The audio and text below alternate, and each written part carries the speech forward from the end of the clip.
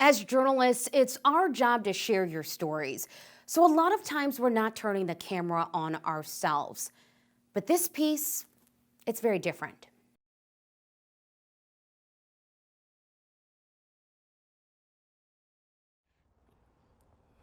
My sunshine!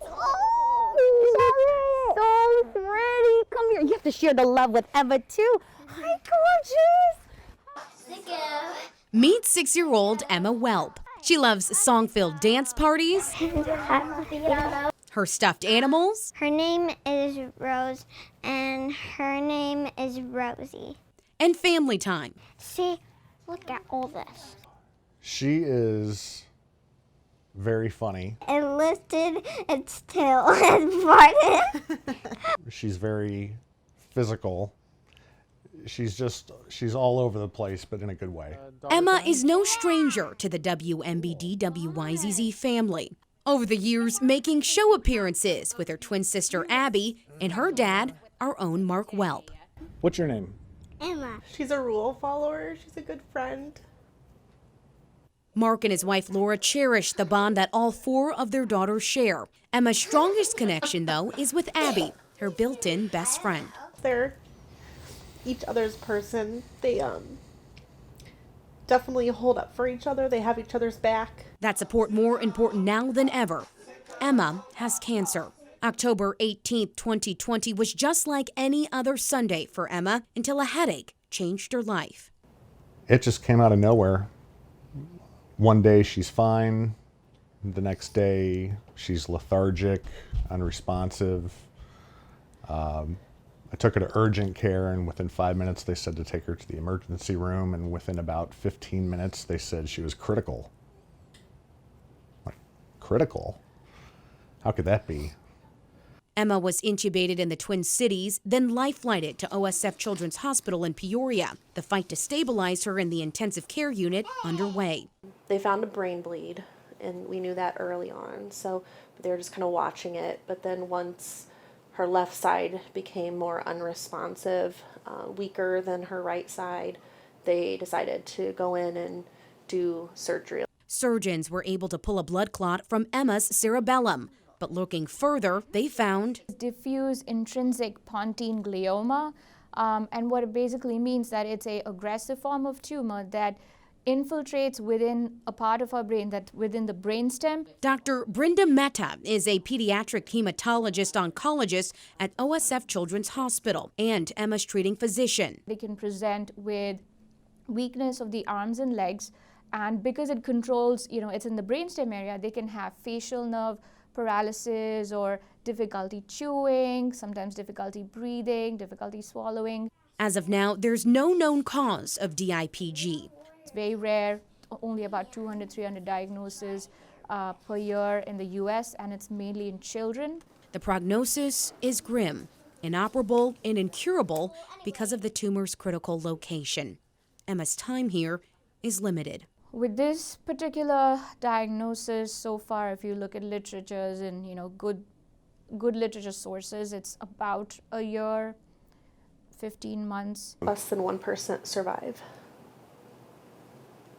The DIPG diagnosis led to Emma's 10-day stay at OSF Children's Hospital. Her time there filled with surgeries, biopsies, MRIs, and blood draws. What are some of the things you have to do? Get sticks, which I don't like, but sometimes they're short. The 6-year-old still finding joy in the midst of her discomfort.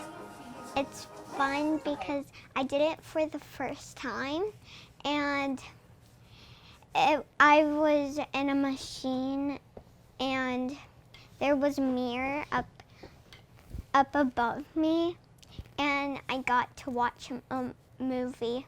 What kind of movie do you get to watch? The Greatest Showman, because it's my favorite movie. During Emma's time at the hospital, Mark and Laura made the hour-long commute from Normal to Peoria daily, spending days and nights by their daughter's bedside, at the same time juggling schedules to also tend to Abby. How do you push through on a day-to-day basis? You don't have a choice. you don't really have time to feel sorry for yourself or ask why, and those are all valid things, but you want Emma to be happy, you want Abby to be happy, you still have to pay the bills, and you just keep plugging along. After finally stabilizing, doctors cleared Emma to come home. To see her having to use a walker and having a feeding tube was really tough. But having her home was great. The hospital stay felt like it was 6 months. Emma was thriving from what Mark, Laura, and Dr. Mehta could see. It was just nice to kind of start doing some normal family things again, because it just came out of nowhere. So we didn't know we would have that time back. That normalcy, though, was short-lived. Mark and Laura decided to start Emma on a 6-week radiation program, a way to buy more time with their daughter. Sometimes it's hard going there because sometimes I don't like stuff they're gonna do, and sometimes when I just go there, there's like a couple things I have to do, then I'm done, and they're really easy, so that's like fast. Just in time for Christmas, Emma successfully completed her radiation treatment. The Welps documenting that day on the family's Embracing Emma Facebook page. And then the holidays. Do you want to go to Disney World? Yeah! Do you want to go in 3 days? Yeah! Mark, Laura, Abby, and Emma all road tripping to Florida. Even the Welps' older twin daughters, Anna and Lauren, coming in from California. It was probably the rides because we got to do them together. And we don't usually do them together. And we really had a good time. Time that the Welps weren't taking for granted. Thanks to the Make-A-Wish Foundation, Emma also had her own Disney princess party, a carriage ride, tea party, and even a princess coronation ceremony. It was just so fun to see her thrive and just be normal and not worry about not feeling well and doctor's appointments. The entire Central Illinois community and beyond has rallied around the Welp family, in particular, Laura Runkle. The Welp family started here when they were in diapers, when they were about 1.5 years old. And so they've been very special, and they've been coming ever since. Laura launching this GoFundMe page on behalf of the Welps. So far, it's raised more than $87,000, and that number continues to grow. When I found out that this happened to Emma, it felt like it was my own child. And I thought, if as a mother myself, what would I need? And I thought, you never want to just ask for money and ask for help. It's hard to do. And so I thought, let me take that burden off of that family. Lots of groups that we belong to that have really gone out of their way to just do whatever they can to help. And we feel the love and support. It doesn't always heal our hearts, but we do feel it. The Welps' only hope was for Emma to be admitted to a clinical trial. That opportunity presented itself at Lurie Children's Hospital in Chicago. It was the miracle the Welps were looking for. But then another blow. The tumor had spread to Emma's spine. So that kind of changed everything. Just when we thought we were going this way, we had to go that way. And now, there's really not a lot we can do. This 6-year-old full of life is slowly succumbing to her condition. Our mornings are probably the worst. Usually she wakes up either with like a headache or she's vomiting a little bit. People see pictures and videos of her. She looks so normal. She's happy, she looks great. But her condition is what it is. How is Emma comprehending what is actually happening right now? Good question. She doesn't know. She knows that she had a brain bleed and that she's still having troubles with headaches and tummy aches and that kind of stuff. But being 6 years old, we don't feel like that we need to scare her. Oh, okay. So I got rid of...